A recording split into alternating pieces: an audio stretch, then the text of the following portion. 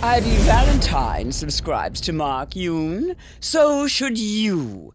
Enjoy your treat! What's up, guys? There's another spooktacular Halloween episode for this month of October. So what I wanted to talk about today is character creation. We all love dressing up, right? That's part of the point of Halloween, especially when we're younger. But what I wanted to talk about in this video specifically is character creation in fighting games. Which ones are my favorite, which ones I like. Now, a lot of video games actually have character creation, but I'm specifically focusing on fighting games for this video. I know like the Pokemon games, some of the newer ones have character creation, like Baldur's Gate, other like MMORPGs and RPGs, stuff like that. There are some honorable mentions at the end of the video, so stick for that, but I wanted to start off with my list of my favorite fighting game character creation. Now, the first one that I want to mention in no particular order is Mortal Kombat Armageddon. Mortal Kombat Armageddon actually was taking quite a risk with actually including this in their fighting game in the first place.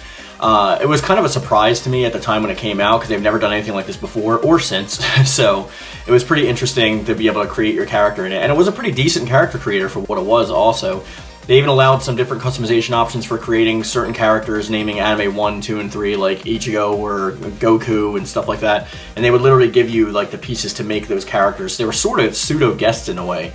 The other part about that game that was great is you can actually choose your moveset that you would want for your custom characters. So you can dive into like however you want your character to actually look and feel. And it really did give it a unique kind of way to go into it. Now, obviously, since this is on like the PS2 era, the graphics weren't that great. This game, even though I like it, had some drawbacks, such as like the creative fatality mode. A lot of people did not like that because it was really lazy. But overall, Armageddon is still one of my favorite Mortal Kombat games, and I think it's mainly because of the character creator. So I don't know if that's like just me being nostalgic or me liking it, but that's just my opinion on that. The next one I want to talk about is Def Jam Fight for New York, another PS2 game. This game brought me so much joy. I still play it to this day. The gameplay that you see in front of you is gameplay I recorded today for this video. Now, I am doing horribly because I haven't played this game in a while, but I picked it up pretty quickly fighting Danny Trejo. But you can see that the character creator in this game is actually pretty robust. But the main focus of this is not just the clothes and like the way you create your character and stuff. It is the move sets. Now, you can create a custom moveset for your character by choosing different moves and special abilities and even style of martial arts or fighting or wrestling or whatever you want for your character, so they all feel super unique. And you level it up with like Henry Rollins as like you're going throughout the game. So you start with like just some moves, and then by the time you're done, like your character's a beast with like super combos and all these kind of crazy things that can get thrown in there, like wake ups, a lot of really awesome features.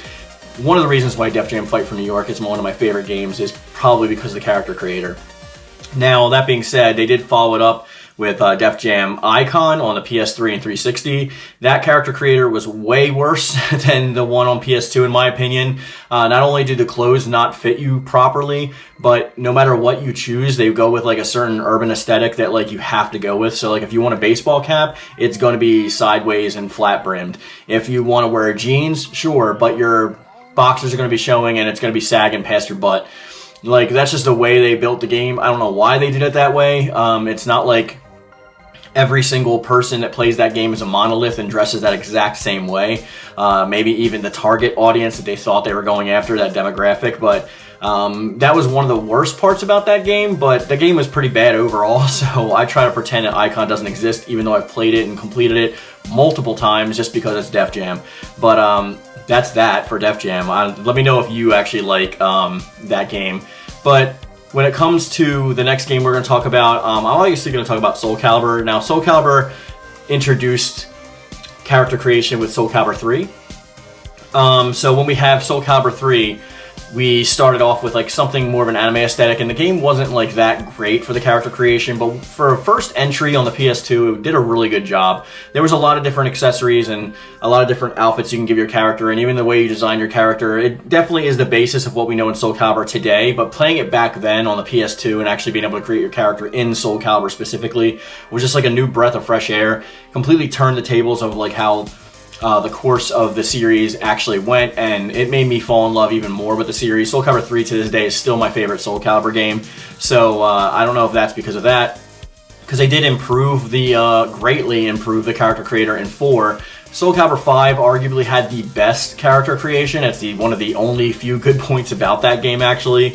And then Soul Calibur 6 looked like they were trying to evolve certain ideas that were set in 5, but they went about it in an almost linear fashion that made it kind of harder for you to create characters that you want to create by like creating these races that like lock different accessories automatically equipped to those races, and you couldn't get any way around it. Some races you couldn't even put like tattoos on. It was like hopefully in 7 they unlock that and make it a lot less gimmicky. As much as I love 6, 5 is definitely way better when it comes to character creation, if anything, because that's what we're talking about.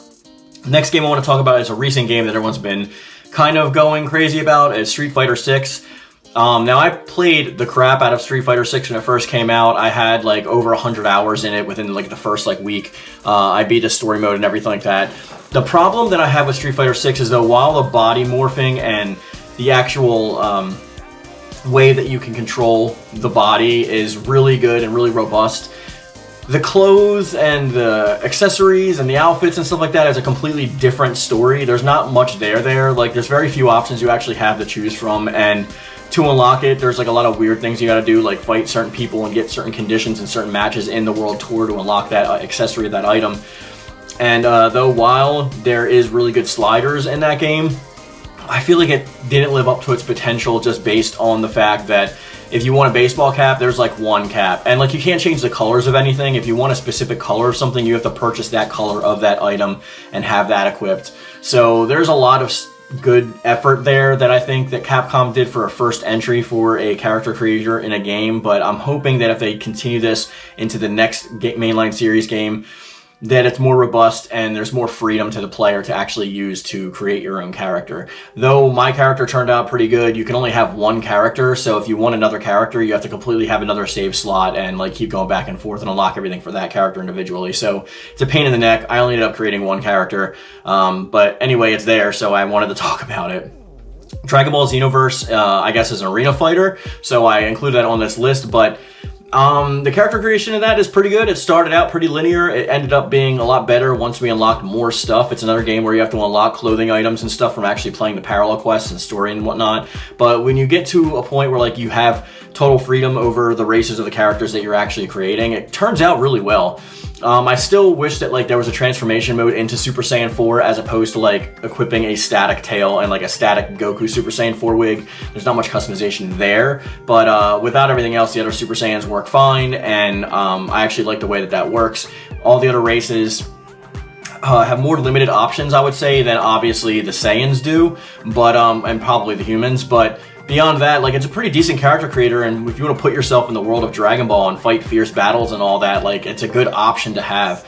I definitely created myself. It's the same character that I created back when I played the closed beta, and it's the one that I've used to this day. I still wear my beta jacket, like Kirito in Sword Art Online, I guess, because I wanted to have that, like, beater kind of aesthetic to my character. But beyond that, if you're not into isekai or putting yourself in there, you can still create some cool characters. I created Oob before he was in the game. I also created Bra, Vegeta's daughter from GT.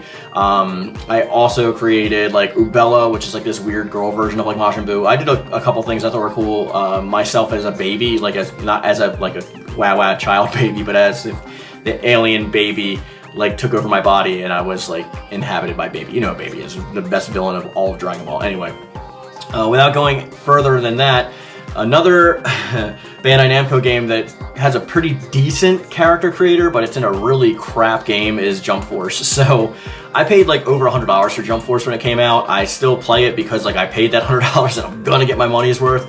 The character creator is pretty good. It's one of my favorite aspects of actually about the game, but there's a lot of drawbacks to Jump Force. We're not going to get into that because we all have played Jump Force. We know what's going on there.